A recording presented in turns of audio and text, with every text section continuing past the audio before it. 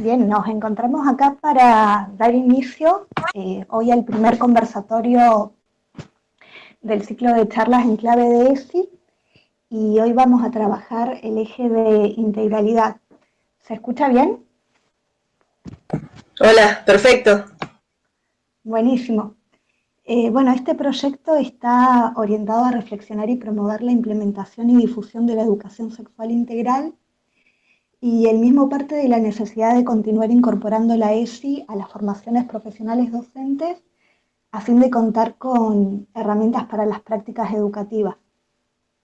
Teniendo en cuenta también un contexto particular que estamos viviendo a partir de la pandemia a nivel mundial y con medidas de aislamiento y distanciamiento social que poco a poco se va flexibilizando, pero que todavía nos tiene un poco suspendida lo que es la presencialidad, la copresencialidad, ¿no? El encuentro con otros. Y bueno, y pensamos que en este contexto en particular también es necesario generar instancias que sean de encuentro, de intercambio, también para propiciar otros espacios de debate, de reflexión y de disfrute también, ¿no? De poder encontrarnos en estos espacios también para crear y disfrutar juntos. Las charlas están enmarcadas en algunos núcleos fundamentales de la ESI. Recién estábamos hablando un poquito de eso. Por un lado, la integralidad de la sexualidad. Pensamos también en las perspectivas de género, en el enfoque de derechos que propicia la ESI y en el trabajo transversal, lo que se llama transversalidad. Y partimos también de la idea de poner en valor saberes, conocimientos, experiencias llevadas adelante desde nuestros territorios y promoviendo análisis situados y reconociendo las trayectorias transitadas. Una de las cosas que conversábamos cuando desarrollábamos este proyecto es que hay mucho camino recorrido, hay que ponerlo, hay que visibilizarlo un poco también y reconocer a personas y a instituciones profesionales y docentes que vienen trabajando con estas líneas y con estas perspectivas con mucho compromiso y desde hace mucho tiempo y que no son temas de ahora, de moda, si bien ahora quizás tienen más potencia o más difusión. Así que bueno, en este sentido convocamos a referentes académicas, militantes, locales y regionales de los estudios y movimientos de mujeres, disidencias y feministas, a fin de que nos aporten reflexiones desde lo teórico y desde las propias experiencias educativas, profesionales, educativas, militantes. Y bueno, y eso, que les dábamos la bienvenida a este espacio y muchas gracias por su tiempo y su energía también.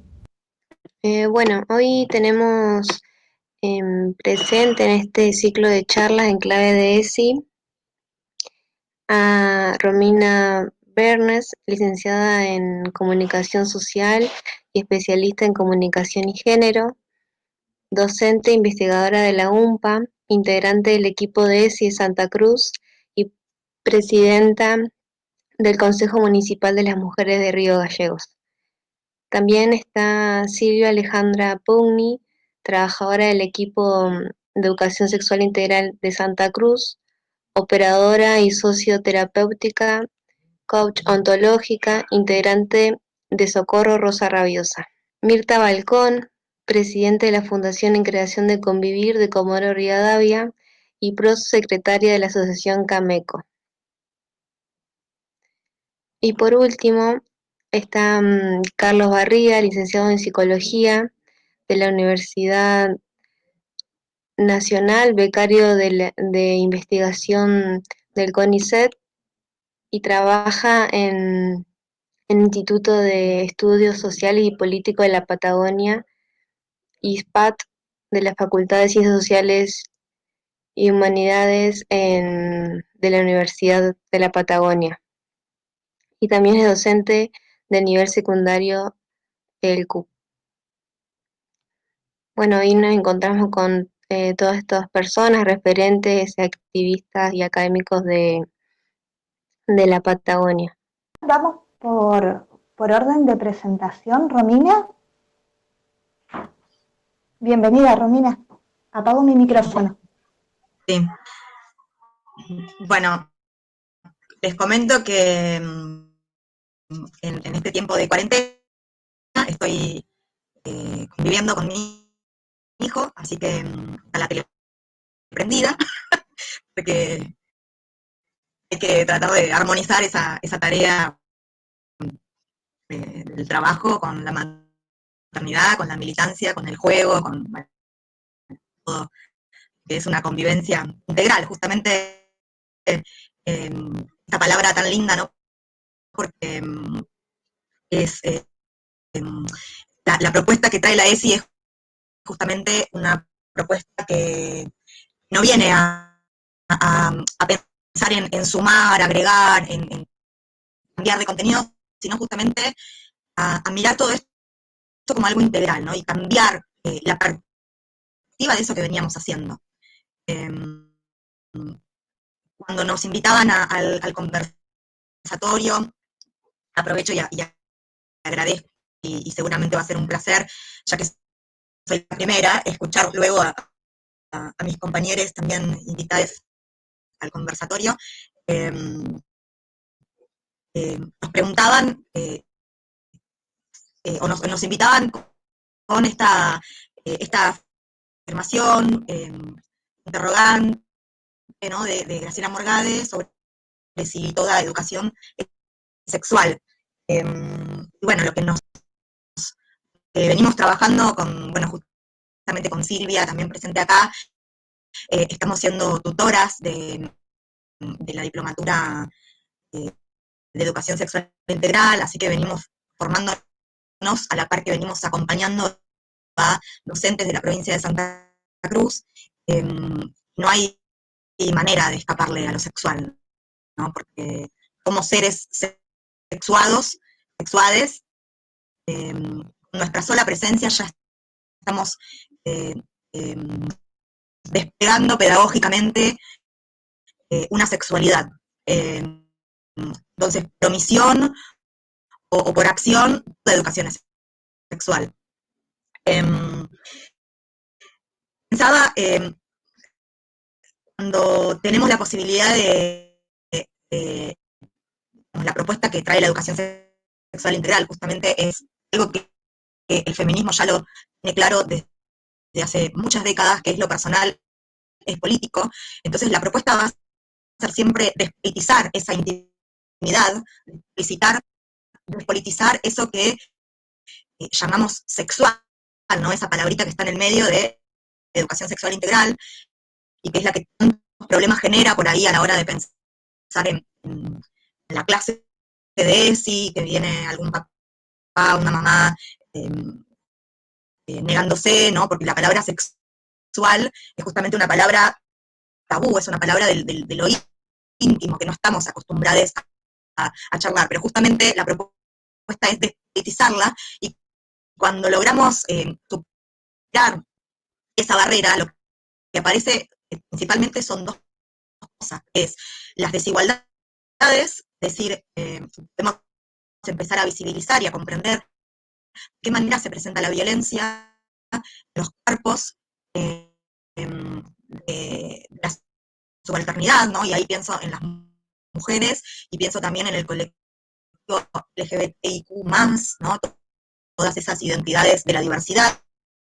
Comúnmente llamamos ahora mujeres y diversidad, y mejor dicho, mujeres y disidencias, para dejar de decir diversidad, que creemos que las disidencias tienen esa potencia de ponerse en contra o en oposición de un orden heteronormado, un orden cis heteronormado, pero bueno, también ahí hay una arista para pensar y reflexionar sobre qué es unas disidencias, y las mujeres también podemos ser disidencias, si por ser un miembro del colectivo de la diversidad se es también disidente, ¿no? Hay mucha cosa ahí para pensar, pero lo dejo entre paréntesis. Y lo otro que aparece también es la diversidad, ¿no? Cuando pasamos la barrera, la despolitización de lo íntimo, ingresa también al aula, ¿no? A nuestras prácticas educativas, la diversidad. Y eso, obviamente, trae igualación, ¿no? Igualación de oportunidades, de derecho, de acceso a la palabra. Si las instituciones se mantienen neutrales ante esto que se presentan como desigualdades de sexo y de género, las instituciones terminan siendo cómplices de estas desigualdades. Por eso la ESI es fundamental.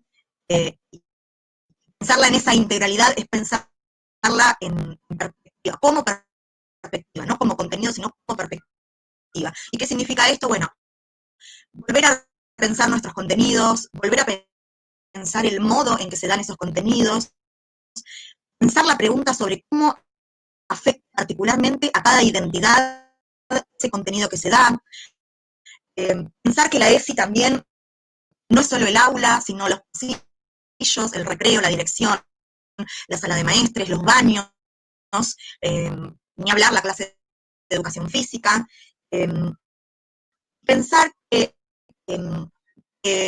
los estudiantes, ¿no? Y sobre todo los jóvenes, ¿no? que conforman esta cuarta ola que estamos atravesando, que es una cuarta ola caracterizada por mucha juventud y por muchos varones jóvenes también, pensar que eso es también un saber que ingresa, un saber no formal que ingresa al aula o a la escuela, y que los docentes tenemos la obligación de retomar desde el sentido de lo que son las pedagogías críticas, ¿no?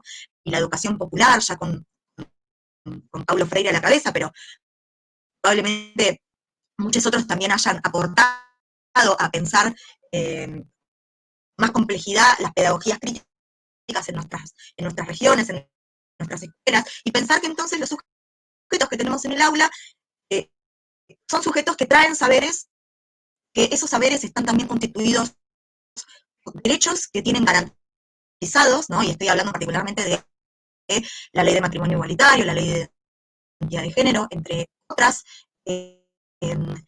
Pensar también que esos sujetos con saberes y con derechos también son sujetos deseantes, ¿no? Son sujetos que tienen deseos. Entonces el respeto, ese deseo a esa diversidad, es también parte de lo que la ESI propone por parte del cuerpo docente, por parte de las instituciones. Y justamente una de las puertas de entrada que tiene la ESI es la reflexión de sí mismo. ¿Qué quiere decir esto? Podamos pensar cómo esos sujetos de la diversidad, esos sujetos que nos traen, nos vienen a modificar todo, nos interpela de alguna manera, y poder pensar cómo nos interpela, cómo nos modifica y cómo podemos pensarnos bien a nosotros como docentes, como sujetos deseantes, sexuados, con derechos, ¿no? Y poder pensarnos, poder hacer autorreflexión, introspección, eso es fundamental, porque es muy difícil poder acompañar los procesos de otras personas cuando hablamos de sexualidad, si no podemos revisar nuestra propia experiencia sobre la sexualidad. Eh, eh, bueno, para cerrar, así no supero los 10 minutos, paso a una de las últimas líneas que nos habían pedido para pensar, que era, la ESI claramente trabaja sobre las relaciones, sobre los afectos, sobre las emociones, y en este contexto de pandemia, una de las cosas que sostenemos desde quienes trabajamos en ESI es que la ESI no tiene que ser una cosa que se agrega ahora a todo el exceso de tareas que tenemos los docentes con la virtualidad, sino que insistimos en que es una perspectiva. Entonces, el trabajo que se venía haciendo se puede sostener, que justamente lo que hay que hacer es, digamos, el traspaso que hacemos de presencialidad a virtualidad, siempre hacerlo con perspectiva de ESI, ¿no? Entonces, como el contexto cambió y como obviamente esto ya está es más que obvio, ¿no? Que la sobrecarga de tareas en contextos de cuarentena ha sido fuertemente para las mujeres, o para los cuerpos feminizados, que son los quienes se encargan de las tareas de cuidado, concretamente. bueno, poder repensar con esos estudiantes cómo se dan esas dinámicas en la casa, cómo lograr que haya distribución equitativa de las tareas, tanto del hogar como de cuidado, y también volver sobre darle lugar a los afectos, darle lugar a las emociones, a lo que se siente, porque es casi tan importante o más que un contenido, ¿no? Porque queda como un aprendizaje para toda la vida. Bueno, con esto cierro, así seguimos charlando después. Gracias, Romina. ¿Querés continuar, Silvia? Bueno, continúo, ¿se escucha bien?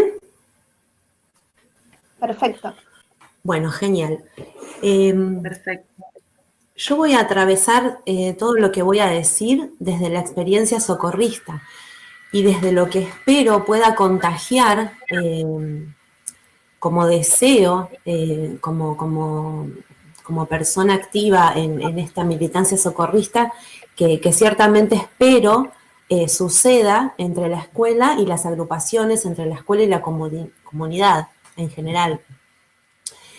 Los antecedentes de educación sexual que tuvimos, al menos yo, y antes de que se sancione la ESI, se referían muy sesgadamente y muy básicamente, por ejemplo, sobre menstruación, cuando venía alguna marca de toallitas a dar una charla, o con ese video del grito silencioso, otra vez información sesgada, manipulada sobre aborto, ¿verdad?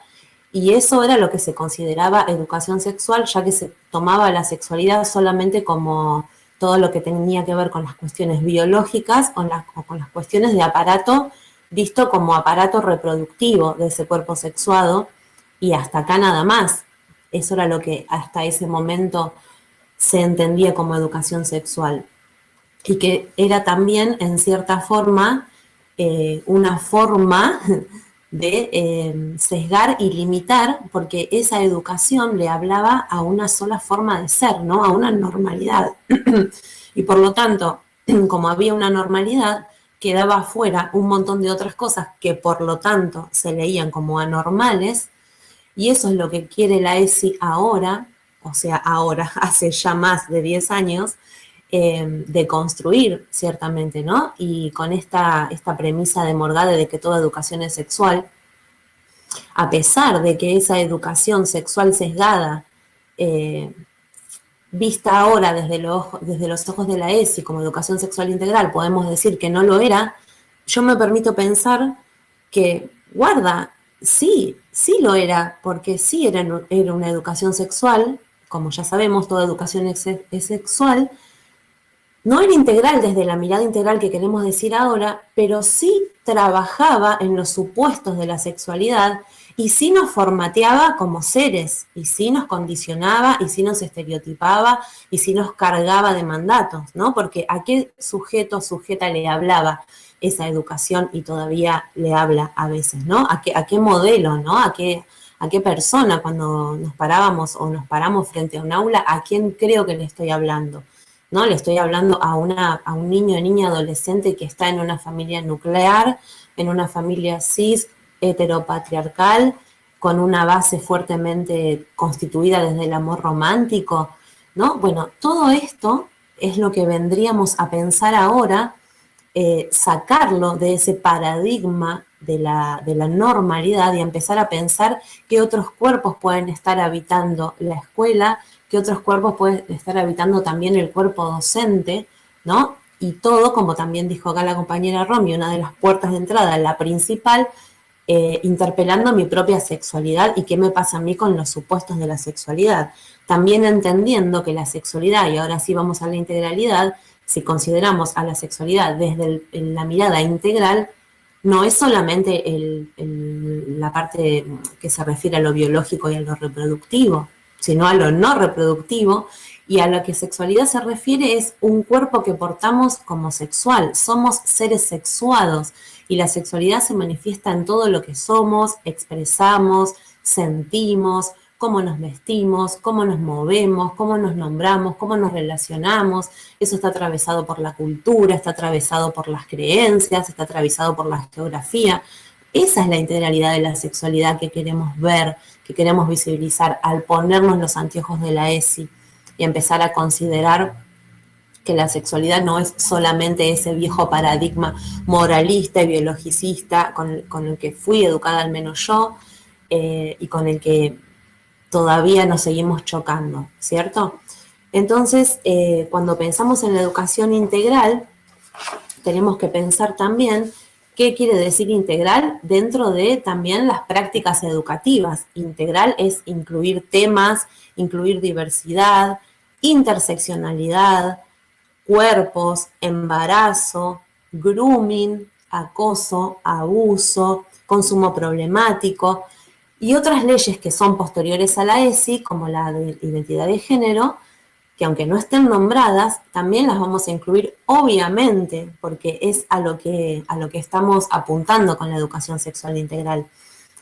También quiero recalcar que sabemos que los materiales producidos inicialmente son binarios, entonces los vamos a intervenir, ¿sí? Los vamos a intervenir sobre la marcha cuando estamos dando una clase y los vamos a actualizar. No nos quedemos con esa traba de que los materiales son binarios, porque sí lo son y sí probablemente hayan nuevas producciones, pero bueno, los podemos intervenir, lo podemos hacer.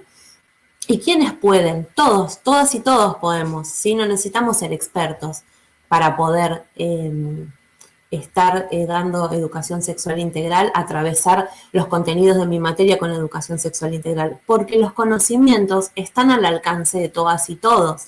Acabo de terminar el seminario que dio la campaña por el aborto legal, seguro y gratuito, Docentes por el Derecho a Decidir. Terminó ayer, todavía está disponible el material. Está vigente en la capacitación de ENIA, embarazo no intencional en adolescencias, el Programa Nacional de Salud Sexual y Reproductiva, la página de este programa está vigente y tiene muchísimo material, y tiene talleres, y tiene link, y si nos metemos ahí a navegar tenemos muchísimo para encontrar. Fundación Huésped también brinda constantemente formaciones. Hay cuentas de Instagram y de Facebook que constantemente, como Mujeres que no fueron tapas, como Chirimbotes, hay muchísima información, entonces tampoco podemos decir que no sé o no estoy capacitada, capacitado, es una responsabilidad como docente informarnos y hacer un poco de una educación a nosotros mismos autónoma y autogestionada. Y también saber que si no garantizamos la ESI, la información, inevitablemente nos estamos convirtiendo en vulneradores de derechos, ¿sí? Tenemos que tener una postura de transparencia activa ante los compañeros como docentes y ante el aula también. Entonces tenemos que brindar la información. Por ejemplo, más específicamente ahora me voy a referir a aborto, embarazo no intencional, y voy a tomar un ejemplo que justamente lo tomo de la clase, de la última clase de Docentes por el Derecho a Decidir, que lo dijo Rocío Sánchez, la docente que estaba dando el módulo, y con esto de transparencia activa, referirnos a que tenemos que brindar la información, sea o no solicitada, ¿sí?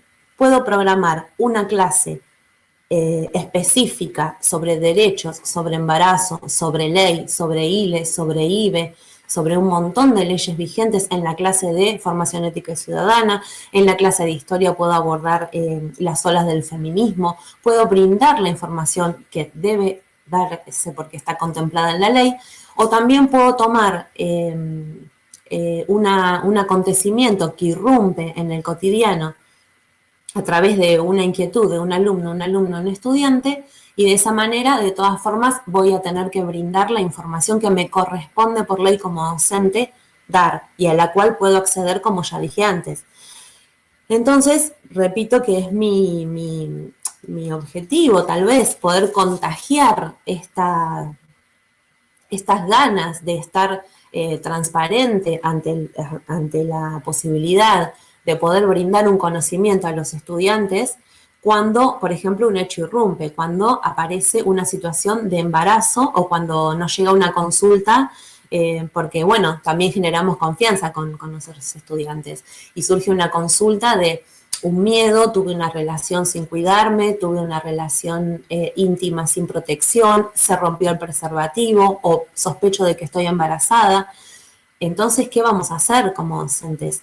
Primero, saber que existen en el Código Civil y Comercial a partir de los 13 años los derechos progresivos de niños, niñas y adolescentes. Entonces le voy a hablar a ese sujeto integral de derechos, a esa sujeta integral de derechos, para generar autonomía, para brindar conocimiento, generar autonomía y que pueda decidir. No voy a ir corriendo a informar a las autoridades del colegio, no voy a ir corriendo a buscar hablar con los tutores o padres o madres de ese alumno o alumna que me trae la consulta.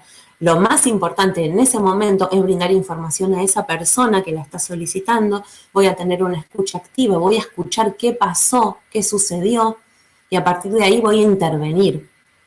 Y acá también se da una oportunidad de ser integral una vez más, porque el abordaje tiene que ser integral.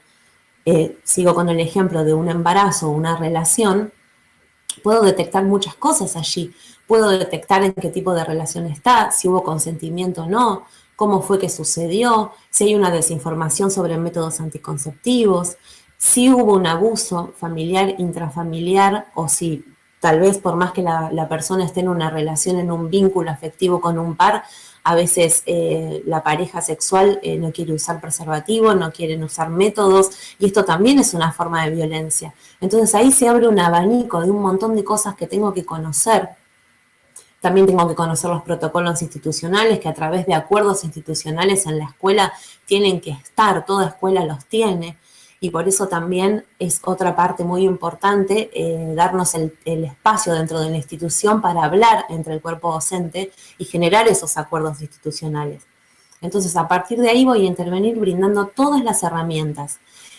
Y si no me alcanzan y si me siento que no llego y que no estoy a la altura, también puedo dar apertura a trabajar en red, ¿sí? A tener el contacto con la salita, con el centro de salud, tener la información del 0800 del programa de salud sexual y reproductiva, con las agrupaciones feministas de mi barrio, con tal vez una estudiante que milita en algún espacio y por ahí como docente no me siento capacitada para abordar un tema y habilitar la palabra de otra alumna, alumno, estudiante, ¿verdad?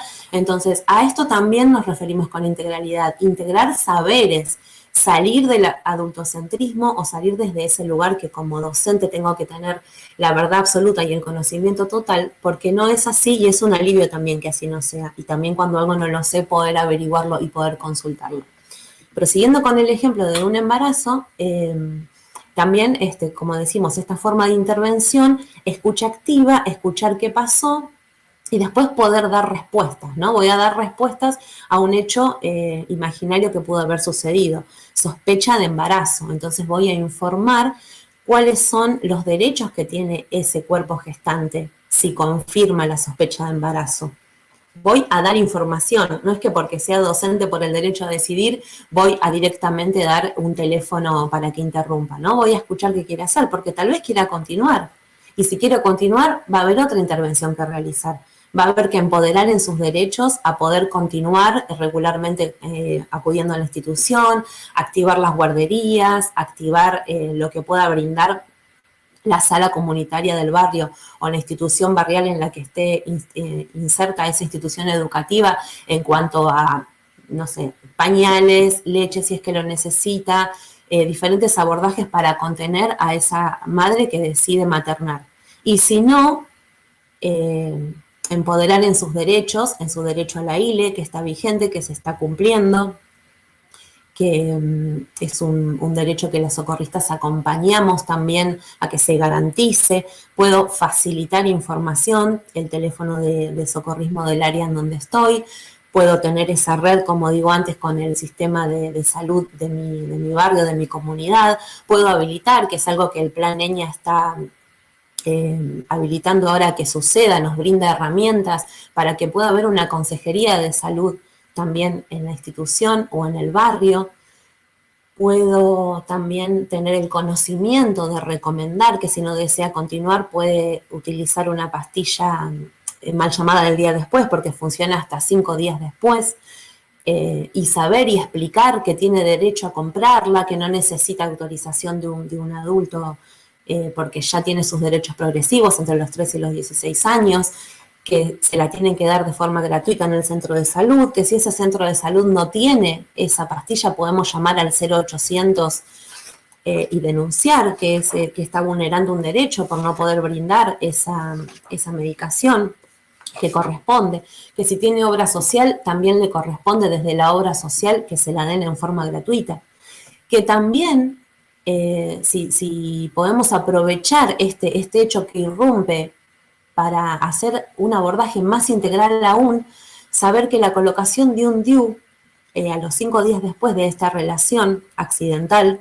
con presunción de embarazo, por ejemplo, que antes se puede testear a través de un test si está o no el embarazo, la colocación de un DIU también funciona de la misma forma que la pastilla del día después, porque impide que se produzca el embarazo. Entonces, la inmediata colocación de un DIU también es un método de poder interrumpir este embarazo no deseado a tiempo. Y en la colocación de un DIU también es algo que se debe brindar en forma gratuita a través de este sistema de salud sexual y reproductiva de las consejerías que tienen que estar funcionando, y también es algo que lo puede tener en forma gratuita por su obra social. Toda esta información está, como dije antes, disponible para todas y todos con estas instituciones que nombré antes. Instituciones las llamo porque son unas instituciones en sí mismas. La campaña es una institución, Socorrismo es una institución en sí misma por todo lo que aporta, por todas las pedagogías que aportan y por todas las sistematizaciones que aportan y también por los recursos que producen constantemente. Para cerrar, dejamos cualquier cosa para al finalizar alguna pregunta. Muchas gracias. Muchas gracias. Mucha información, Silvi, ahí. Le vamos a dar la palabra a Mirta. Bueno, hola, buenas tardes. Bueno, me presento primero. Mi nombre es Mirta Balcón. Estoy como representante de la Fundación Convivir. Estoy como militante en esta charla que agradezco haberme la invitación. Convivir es una fundación que trabaja con personas que tienen VIH y principalmente, si bien apunta a las ITS en general. En cuanto a la sexualidad integral, a la enseñanza de las ESI, quiero compartir con ustedes que me parece que debe atravesar la cotidianidad del sistema educativo porque actualmente hay, más allá de las disidencias o de estas estructuras que hacen que uno de alguna manera inhiba el desarrollo de identidades sociales, o sea, más allá de que nos permita desestructurar la discriminación y avanzar sobre estigmas sociales y avanzar sobre géneros y ampliar la mirada, la implementación de una educación sexual que está basada prácticamente en la biología, en la anatomía y fisiología de aparatos reproductivos y métodos anticonceptivos ha llevado a la feminización del VIH. Actualmente hay un gran porcentaje de mujeres que tienen diagnósticos positivos de VIH, muchas de 35 años en adelante, o sea, se da esta infección con mayor proporción en mujeres adultas. Y este aumento que hay en los porcentajes de los diagnósticos femeninos viene de la mano de, un sistema, consideramos nosotros dentro de las redes de mujeres con VIH, que viene de la mano de este sistema patriarcal que de alguna manera debería ir la educación sexual integral a partir de la reafirmación de los derechos, de las emociones, del respeto hacia uno mismo y hacia el otro, tiene que ir desestructurando. Las mujeres están y todavía siguen siendo mayoritariamente educadas para cumplir ciertos roles, satisfacer ciertas demandas, y les cuesta por ahí tomar control de sus cuerpos en función de exigir medidas de seguridad a sus compañeros, por ejemplo. Las personas mayores de 35 hemos estado formadas, educadas en una educación sexual bien, bastante biologicista, y no nos han educado en la idea del uso del preservativo. Entonces no lo exigen en sus relaciones sexuales. Estamos educados también como sociedad, que ahí la educación sexual integral debe ir más allá quizás de una enseñanza de contenidos específicos en momentos especiales del aula, sino que debe atravesar toda nuestra vida, en nuestra familia, en nuestro día a día, porque bueno, hay como una norma moral que hace que nos confiemos de las relaciones monogámicas. Se supone que hay un contrato social preestablecido en que cuando dos personas establecen una relación que consideran monogámicas, bueno, luego se deja de utilizar preservativos. Uno cree que el otro va a ser fiel, que va a cumplir con ese contrato, y bueno, se deja de pensar en que los seres humanos somos justamente esos seres humanos. Pueden suceder diferentes situaciones en nuestra vida que no tiene que ver con un juicio moral o no, sino que viene sabido por la cantidad de aumentos en diagnósticos positivos de mujeres, la mayoría de ellas en parejas heterosexuales durante años. Muchas han tenido una sola pareja en su vida, que no existe ese contrato de monogamia ni de fidelidad entre las personas. Entonces, debería ir rompiéndose, desestructurándose desde adentro, desde niños, esta idea de, ¿cómo decirlo?, confiar plenamente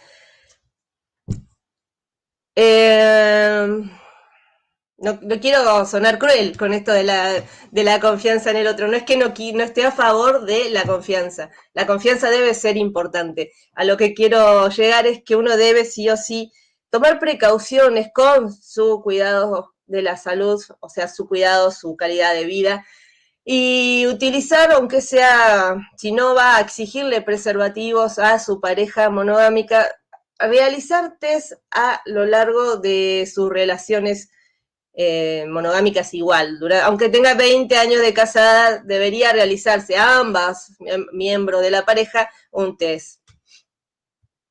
Les cuento que esto es una característica que se viene dando en justamente relaciones heterosexuales. Este porcentaje no se da en la comunidad gay, en la comunidad transexual, en la comunidad de lesbianas. Lo que hace, nos lleva a la conclusión justamente de que el problema está en que las mujeres hemos sido educadas de una manera más, quizás, convencional, digamos. Y de a poco deberíamos desestructurar desde el ámbito principalmente educativo de las escuelas, bueno, esta concepción tan rígida que hay de la vida y del cuidado de uno, ¿no? Nada, principalmente eso. Quiero hacer hincapié en la importancia de la educación sexual integral en la educación secundaria para ir desarticulando de alguna manera estigmas sociales, ir no solamente aumentando nuestra capacidad de comprender las disidencias y de vivir de manera diferente, sino también de cuidar a los otros, de respetarnos, porque se está haciendo y se hace todavía mucho hincapié en una educación sexual básicamente en el área de biología, y tiene relación con el aparato de reproducción, con la reproducción misma, dejándose de lado las emociones, las formas de los cambios, porque en sí misma no hay tampoco una manera de enseñar la identidad sexual. O sea, todo el tiempo uno va a ir cambiando. La sexualidad no es algo que se construye en determinada edad. La voy a construir a lo largo de mi vida. Y mi identidad sexual tampoco está construida definitivamente. La voy construyendo a lo largo de mi vida. Y bueno, invito a, como dijo la compañera Silvia, a la escucha activa de los jóvenes, de los niños, de nuestros pares, de nosotros mismos, para ir viendo qué es aquello que nos provoca algún sentido de resistencia todavía y lo empecemos a trabajar, porque debemos estar, como dijo la compañera, primero muy seguros de nuestra sexualidad para poder encarar, para poder afrontar a otro, a explicarle de algún lugar, contemplando siempre todas las variantes. ¿Qué quiero decir? Como dijo la compañera anterior, uno debe respetar todas las ideologías que tiene el resto de las personas, y si estamos ante casos en que algún joven quiera realizar un aborto, acompañarlo según las normativas, y si no lo quiere hacer y lo quiere tener al niño, acompañarlos en las normativas. Hay que empezar a ver al otro como eso, como un otro. Aprender que las disidencias, que hay todo un cambio constante, y a escuchar. Estoy muy de acuerdo con lo que dijo la compañera anterior, la escucha activa es muy importante para empezar a comunicarnos de manera más efectiva. Creo que hasta acá nomás quiero contarles. No sé si Sol se sigue ahí. Acá estoy escuchando atenta. Gracias, Mirta. Me encantaron esos aportes. Le vamos a dar la palabra a Carlos y después, bueno, quienes tengan tiempo, porque sabemos que por ahí tienen otras obligaciones, les invitamos también a que se queden unos minutos por ahí para terminar de conversar y generar algunos intercambios entre todos. Bueno, muchas gracias. Gracias por las exposiciones. La verdad es que voy a intentar no repetirnos. En principio quería agradecer por la invitación al proyecto, que me parece sumamente interesante. Bien, para empezar con esta premisa que nos daban para iniciar la reflexión de que toda educación es sexual, me parece que es partir de una base sugerente y más que sugerente necesaria, ¿no? Empezar a pensar que educar implica implica reconocer que estamos atravesados por un sistema de sexo y un sistema de género, ¿no? Que estamos implicados de alguna manera con lo que es la sexualidad, ¿no? Y en ese sentido, esta idea nos lleva a pensar la sexualidad de una manera amplia, nos lleva a pensar la sexualidad, como decían las compañeras recién, en relación a una dimensión que es constitutiva de nuestra vida en sociedad y que está en el interjuego de alguna manera entre lo que se ha dado en llamar lo biológico, lo social y lo psicológico, ¿no? Que se produce justamente en esa tensión y que está íntimamente ligado también al deseo y al placer. Me parece que partir de esta base de que toda educación es sexual, comprender a la sexualidad en términos amplios, nos puede traer potencia para pensar a la educación en las instituciones educativas y no educativas también. Entonces, poder comprender que la sexualidad se vincula a los sentimientos, a la afectividad, a las formas de vincularnos, a las formas de expresar el placer, y también que la sexualidad está ligada a derechos que son sexuales, reproductivos y no reproductivos, ¿no? En términos amplios. Y de alguna manera me parecía necesario también situar cómo hemos comprendido a la sexualidad y cómo hemos comprendido a la educación en nuestras sociedades, en las sociedades que habitamos. Y pensaba y también en relación con muchos autores que hablan sobre este tema, que históricamente la matriz de pensamiento occidental ha construido a la sexualidad como algo que está vinculado a lo privado, como decía recién Romina, creo, ¿no? Que se ha constituido como un objeto de saber, como un objeto que era privado de ciertos círculos de poder, en general la iglesia o los círculos médicos, que tendían a construir, bueno, ¿qué implica la sexualidad? ¿Qué implica la normalidad? A producir normalidad y a producir en relación a eso la anormalidad. ¿Quiénes se escapan de eso que se construye como la sexualidad? Y en ese sentido, la escuela, como una institución también de los estados modernos, se presenta como un dispositivo regularizador y normalizador de los cuerpos y de las sexualidades. Y cuando la sexualidad, o para hablar más precisamente el sexo, ha ingresado en las escuelas, ha ingresado en las instituciones, ha entrado con este discurso biomédico en general, ¿no? Como decían también recién las compañeras, recordar nuestra propia educación sexual en nuestra escuela primaria y secundaria nos lleva a pensar en eso, el aparato reproductor, a la sexualidad coito-vaginal, a la heterosexualidad, ¿no? Entonces, este discurso biomédico que ingresa a la escuela como educación sexual, se construye desde una posición de saber y desde una construcción de verdad. Desde una construcción de verdad que nos dice cómo deben ser los cuerpos, desde una biologización dicotómica de los cuerpos, ligada a una orientación sexual en particular y a una identidad de género que es dicotómica, ¿no? Lo femenino, lo masculino y todo lo que ello implica en relación a esos roles pensados de manera hegemónica. Y allí se va a producir lo que varios autores y autoras del feminismo van a llamar como la matriz heterosexual, ¿no? Que liga una sexualidad particular a un sexo y a una orientación sexual, ¿no?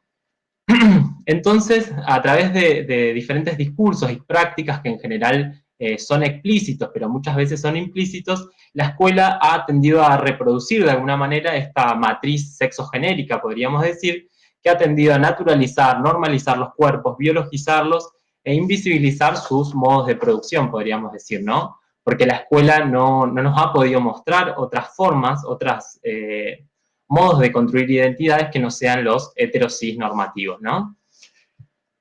Y en ese sentido pensaba que, bueno, reconocer esta matriz de producción de las sexualidades nos puede ayudar, nos ayuda en realidad a comprender que siempre estamos educando en género, nos lleva a reconocer las particularidades de la producción sexogenérica de las sociedades en las que vivimos y nos posibilita tomar una posición crítica respecto a esto, ¿no? Tomar una posición crítica, poder leer las relaciones de poder que están detrás de esas relaciones sexogenéricas y posicionarnos desde una postura ético-política en relación a las sexualidades.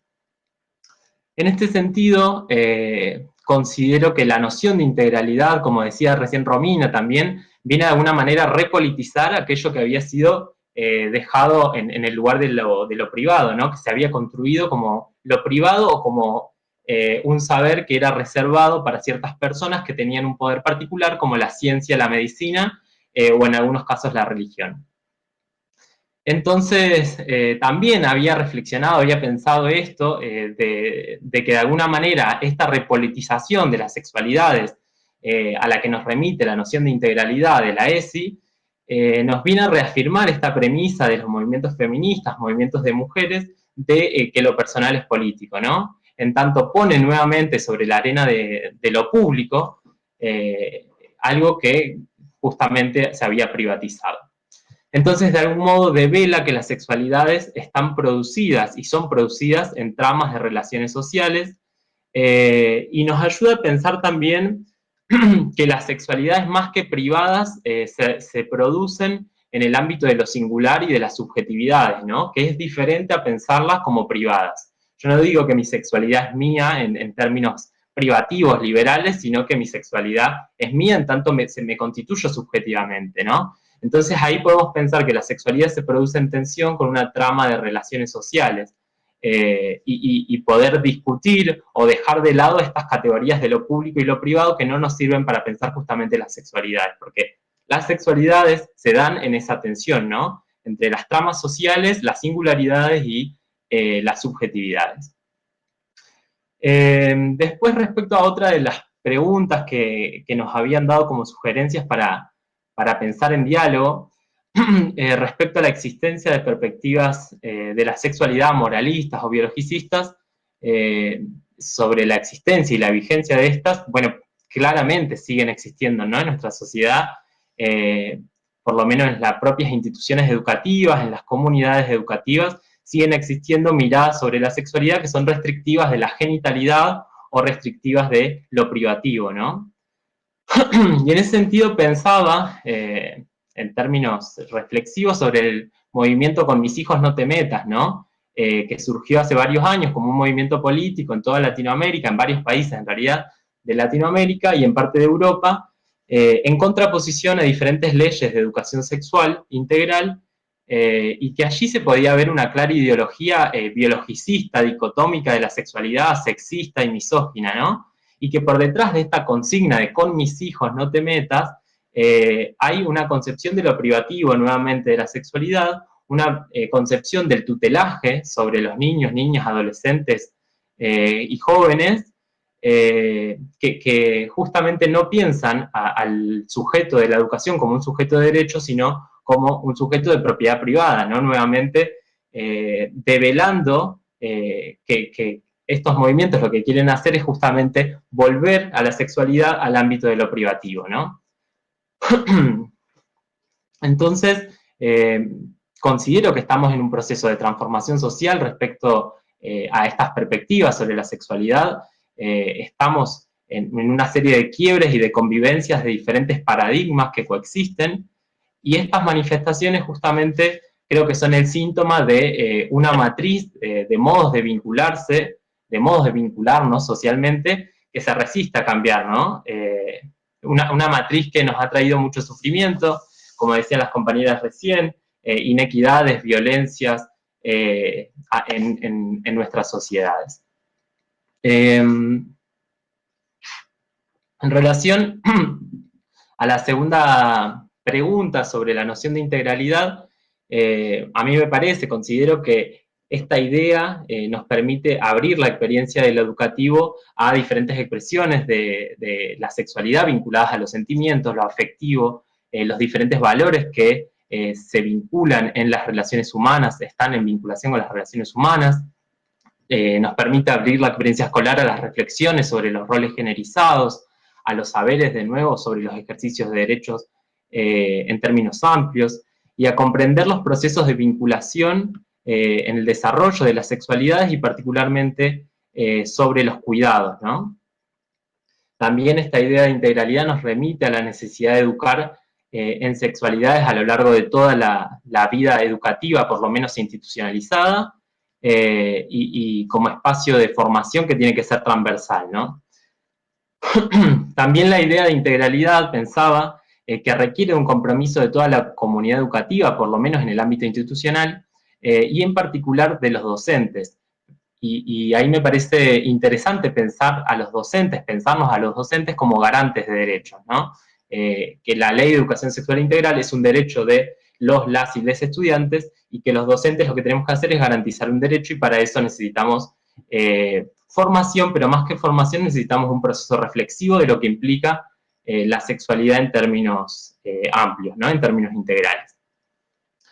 Y ahí considero que la práctica educativa hoy requiere reconocernos a los docentes como sujetos sexuados, generizados nuevamente, y que requiere de un proceso reflexivo de movilización de nuestras propias bases, de nuestras propias experiencias y de nuestras propias subjetividades, ¿no?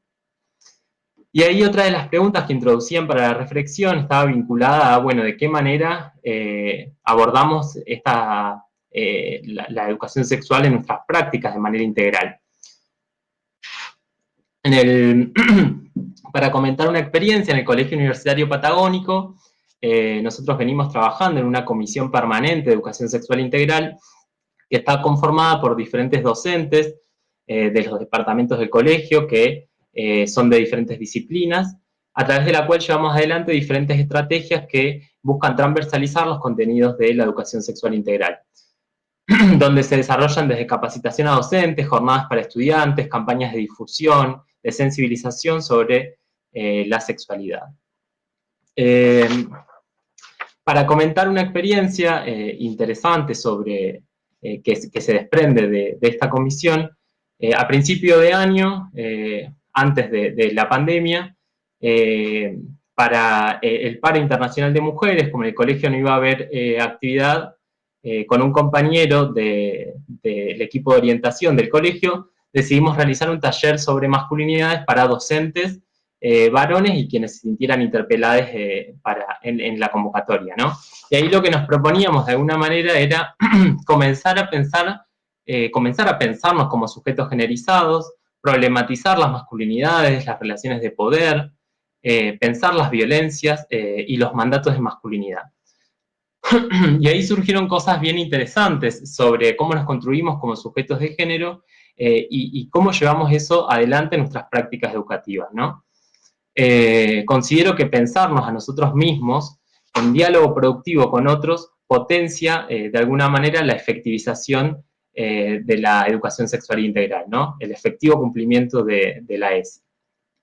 Porque más allá de la formación en los contenidos específicos para cada disciplina en los espacios curriculares, que es algo importante, me parece que otra de las patas importantes es la movilización subjetiva y esto que nos permite ser consciente de lo que decimos, de lo que hacemos, pero también de lo que callamos. Como decía recién una de las compañeras, la sexualidad no solo es algo explícito que se puede enseñar desde un currículo educativo, sino que también con nuestras omisiones, nuestros silencios, estamos educando en género. Y en relación a la tercera y última pregunta sobre este contexto de pandemia, nos habían consultado o preguntado, introducido la pregunta sobre cómo pensamos la educación sexual en el contexto de virtualidad. Y me parece que, bueno, la escuela pensada en términos instructivos, en términos hegemónicos, podría plantear que es posible continuar con el proceso educativo, ¿no? En tanto concibe la transferencia de conocimientos racionales y un currículo que se debe llevar a cabo. Pero por suerte, pensaba, la escuela es más que eso, ¿no? Implica procesos emocionales, subjetivos, del cuerpo comprometido en las instituciones. Y allí el desafío me parece que es pensar cómo se construyen esos procesos desde la virtualidad. Y sobre eso se ha dicho bastante, desde que empezó la pandemia se vienen dando diferentes reflexiones sobre cómo construir escuela, cómo construir espacios educativos a través de los entornos virtuales. Y ahí me parece que la potencialidad de la ESI nos permite posicionarnos desde una ética del cuidado, ¿no? Como dicen algunas autoras, que tenga en cuenta la noción de la relacionalidad, que también recuperaban algunas compañeras recién. La noción de integralidad nos permite construir vínculos intersubjetivos en una escuela que propicie multiplicidad de subjetividades y singularidades, ¿no? Y en este contexto me parece que una de las principales tareas de los docentes es acompañar y crear vínculos humanos, creando redes de apoyo y de copresencia a través de la virtualidad. Y para cerrar, me gustaría citar algo de Rita Segato. Ella, cuando habla de las violencias de género, dice que más allá de cambios de leyes o una propuesta de gobierno, es necesaria una reforma de los afectos, ¿no? Una reforma de los afectos reconociendo que el modo en que nos vinculamos afectivamente es constitutivo de las violencias de género, es constitutivo de la matriz de género en la que estamos inmersos, inmersas. Entonces, para generar un cambio real, integral, es necesario, pensaba, disponernos a una reforma de los afectos, a una reforma de las sensibilidades que nos permitan construir instituciones más humanas, instituciones más justas, más igualitarias, con menos violencia, donde quepan diferentes experiencias, diferentes subjetividades y modos de habitar las sexualidades. Eso es todo por ahora. Buenísimo, Carlos, muchas gracias. Bueno, vos fuiste siguiendo el orden de las preguntas. Por ahí, sí, a mí me gustaría retomar, y viene bien con lo último que vos planteabas, un poco a nivel general, esto para quien quiera conversar acerca de esto, ¿qué sucedía con el lugar de los cuerpos en este contexto de la pandemia? Si bien vos ya adelantaste algunas cuestiones acerca de cómo encararlo desde una propuesta de los afectos y de las sensibilidades y de tener en cuenta la singularidad, pero lo pensaba en términos de, bueno, docentes que están escuchando o que puedan escuchar de pronto este conversatorio Y bueno, ¿y desde dónde arranco? Desde dónde partimos para hacer visible, bueno, esta vinculación desde los afectos?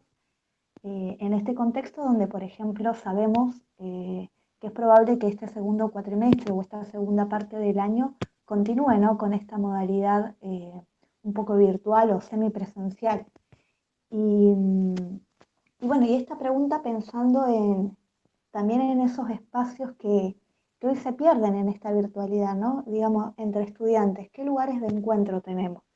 Digamos, ¿nos alojan las plataformas o las plataformas se vuelven espacios expositivos, ¿no?, donde, bueno, se genera poco intercambio, una persona habla y el resto solo podemos escuchar, y entonces ya no tenemos el lugar del recreo, del comentario en el pasillo o del comentario en el baño, y cada vez, bueno, digamos, como que esto promueve cierta individualidad y cierto aislamiento, ¿no?, también social. Bueno, ¿cómo vamos a hacer después para recuperar la potencia del encuentro cuando volvamos, ¿no? Son como varias cosas, pero pensando que esta dimensión de lo integral tiene que dar cuenta de lo social y de nuestros vínculos y relaciones con otros, ¿no?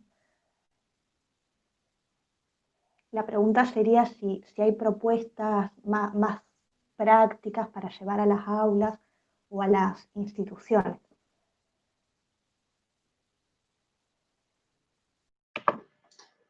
No sé si alguien quiere tomar la palabra. Yo no sé si como propuesta concreta, pero pensaba, no sé si hay alguna metodología en sí que nos sirva para todos los contextos. Justamente lo que nos viene a traer la noción de integralidad es que debe ser singular, debe ser subjetivo, y me parece que lo necesario es que sea contextual, ¿no? La apuesta, por lo menos desde mi práctica, es esta idea de la ética del cuidado, ¿no? Me parece que la implementación de la educación sexual integral hace imprescindible la generación de vínculos humanos, y en esto que planteaba recién Patricia, de la disposición proponerse a los otros generando vínculos humanos, ¿no? Presentándose como referente, quizás, no necesariamente desde los contenidos curriculares, sino generando vínculos que permitan la intersubjetividad con los otros, y me parece que esa es una de las formas de transversalizar la educación sexual integral. Eso. Gracias, Carlos. Mirta. Bueno, quería por ahí, en cuanto a esto de los contenidos específicos que se transfieren o se enseñan desde cada área, como en biología, inglés, matemática, en relación a las ESI. Creo que va más allá de la enseñanza de las ESI de contenidos estipulados en un currículum, que debería también atravesar o debería formar parte de una manera de presentarse hacia el otro. O sea, es un proceso que uno tiene que tener constante reflexión de sí mismo. Porque surgen situaciones, por ejemplo, en el aula que tienen relación a pequeñas normas como las uñas pintadas, el sentate bien, las señoritas así no se sientan, o los hombres no. Comentarios que van a configurar de una manera u otra las identidades sexuales, ¿sí? Que hacen a lo que sería un hombre, tanto del docente hacia los estudiantes como de los estudiantes entre ellos. O sea, muchas veces en el aula los chicos entre ellos pueden estar diciéndose cosas como no, que, no sé yo, no llores que eso es de maricones, por ejemplo. Y creo que de ahí parte la intervención de los docentes y las ESIs en general, más allá del contenido que esté estipulado en el currículum. Porque esas situaciones los docentes, considero, no las debemos dejar pasar. Se deben utilizar como herramientas para trabajar las disidencias de ese momento, ¿no? De esa manera trabajar la deconstrucción heteronormativa, desde los comportamientos diarios que hacen a la vida misma institucional. Eso nada más, por ahí quería agregar esa parte. Yo quería primero como rescatar una de las cosas, me escucha bien, ¿verdad? Sí. Rescatar alguna de las cosas que se estuvieron diciendo en las exposiciones primeras, y después tratar de responder, tratar, ¿no? Y subrayo tratar de responder es la pregunta por qué pasa con los cuerpos en este contexto. Me parece que todos los que expusimos acá tenemos algo en común, en realidad atraviesa la ESI, ¿no? Que es justamente no estar seguros de nada. Habilitar la pregunta para todo. ¿Qué quiere decir esto? Así como dudamos del contenido ESI, tiene, ya se me fue, 12 años, así como dudamos del contenido de ESI y de la lámina que presenta el cuerpo femenino y el cuerpo masculino y vemos que ahí faltan les trans y dudamos y preguntamos, bueno, también preguntarnos por nuestra propia sexualidad, esa pregunta que se le hace al colectivo de la diversidad. ¿Y cuándo te diste cuenta? ¿Desde cuándo te diste cuenta que sos gay? ¿Desde cuándo te diste cuenta? Bueno, preguntarnos también desde cuándo somos heterosexuales. ¿Cómo nos hicimos heterosexuales? Preguntarnos por el tipo de afectividad que tenemos, esto que traía Carlos sobre el desafío de poder modificar las relaciones afectivas y que eso es verdaderamente una revolución. La revolución de los afectos es también combatir las violencias de género, ¿no? Porque hemos aprendido una forma particular de querernos y pensamos que eso es lo normal. Bueno, la monogamia, esto que decía Mirta, sospechar de la monogamia, pero sospechar de la monogamia es primero sospechar del mito del amor romántico. Y capaz no vamos a querer, y no es nuestro propósito, angustiar a las señoras grandes que tienen más de 20 años de matrimonio, pero sí trabajar con nuestras jóvenes, ¿no? Sí trabajar con aquellas que se están construyendo o ideando una vida afectiva. Bueno, ¿de qué manera se hace eso? Bueno, evidentemente sobre el amor romántico ya no va más, digamos, a la vista está qué es lo que pasa con eso, ¿no? Empezar a deconstruirlo. La pregunta también sobre el embarazo, esto que traía Silvia, poder preguntarnos, ¿quiere continuar? No quiere continuar, no dar por sentado que lo quiere interrumpir o no dar por sentado que lo quiere tener. Esto tiene que ser posible de ser abordado desde la pregunta, desde la habilitación de la palabra y entender que a veces hay que respetar desde la perspectiva de la interseccionalidad la cultura de aquella otra que desea como proyecto de vida ser madre. Esto también tiene que ver con no dar nada por sentado, ¿no? Y habilitar justamente la palabra, el deseo, esto de la escucha activa que tanto se dijo, me parece que tiene que ver con esto, con dudar de todo, no dar nada por sentado. También lo mismo sucede con las masculinidades, ¿no? Este taller que traía Carlos me parece muy, muy provechoso porque mucho se está hablando de las masculinidades, pero no sabemos muy bien cómo abordarlas, ¿no? Entonces también dudar de la masculinidad, pero esto no significa dudar de nuestra orientación sexual, o sea, para apaciguar un poco los miedos. Podrías dudar o no, pero dudar de la masculinidad en cuanto a qué estás implicándote ahí como varón en una relación, qué estás implicándote como varón en una reunión de docentes, por qué los varones ocupan más el espacio público o toman más la palabra. Digo, empezar a dudar de esto también como varón, me parece que es uno de los desafíos que tenemos por delante. Y en cuanto a la pandemia, ¿y qué pasa en este contexto donde nos encontramos totalmente, yo diría, cuerpos sobrecargados, ¿no? Y principalmente esos cuerpos que se dedicaron históricamente al hogar y al cuidado, hoy se encuentran sobrecargados.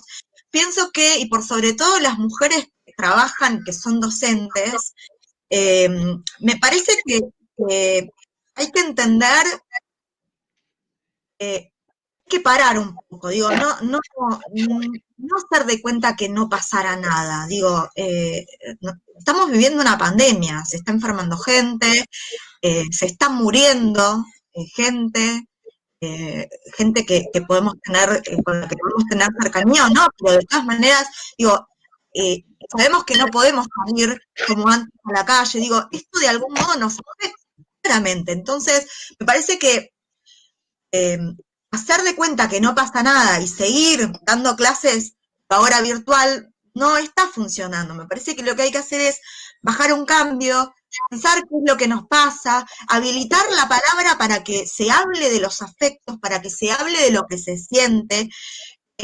No dar por sentado que todos nuestros estudiantes tienen computadora, que tienen conexión a internet, que tienen tiempo disponible para leer todo o para hacer todas las tareas, no dar por sentado eso, porque no es así, no, digamos, no pasa eso en todas las casas, y me parece que hoy el contenido no es tan importante como darle lugar a las emociones, a la palabra, y a poder decir qué es lo que nos está pasando con todo esto.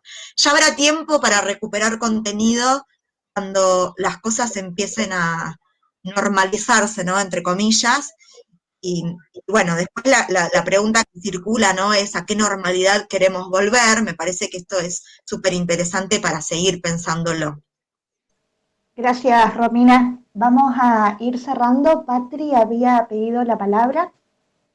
Sí, no, totalmente la escuchaba Romina y me parece que ahí está la clave, en el tema de dar la palabra. También esto que plantea Romina de la educación virtual, coincido totalmente. Hay veces que uno da por sentado todas las virtuales, que todos los chicos están accediendo a todo y sin embargo no, sabemos que en verdad no. El tema de chicos con capacidades diferentes, estudiantes con capacidades diferentes, o estudiantes que tienen problemas de accesibilidad porque tienen una computadora sola en su casa y son 4 hermanos, los que tienen la suerte de tenerlo, ¿no? Entonces también cómo se transita todo este tipo de cosas. Pero bueno, nada, bueno, como ya vamos a ir cerrando, me despido de todos estos especialistas. La verdad que un orgullo haber compartido con ustedes, me encantó las intervenciones de todos que hicieron y bueno, esperamos seguir compartiendo este tipo de experiencias. Gracias, Patri. Bueno, para ir cerrando, les comentamos que esta charla fue grabada, que la vamos a compartir el 19 de agosto, les vamos a estar enviando el canal de YouTube donde se va a compartir y que, bueno, va a ser parte de las charlas que van a acompañar a un taller virtual, también en clave de ESI, donde vamos a ir trabajando, van a ser 5 encuentros también alrededor de estos ejes: integralidad, perspectiva de género, enfoque de derechos y transversalidad. Y bueno, invitarles también a que escuchen las otras charlas. Van a estar exponiendo más referentes regionales y locales. Y bueno, y después también les pensamos hacer una devolución a medida que la charla se vaya compartiendo y que la trabajemos en el taller. Por ahí si hay alguna otra pregunta o alguna cuestión en la que hubiera que hacer hincapié para que nos colaboren con eso. Les agradecemos muchísimo que hayan participado, el tiempo, la paciencia, la predisposición, las ganas de participar desde el comienzo, desde el momento que les invitamos. Y bueno, eso, agradecerles mucho. Bueno, nos vamos despidiendo entonces. Muchas gracias a todos y estamos en contacto. Muchas gracias, estamos en contacto. Chau, chau. Gracias. Chao.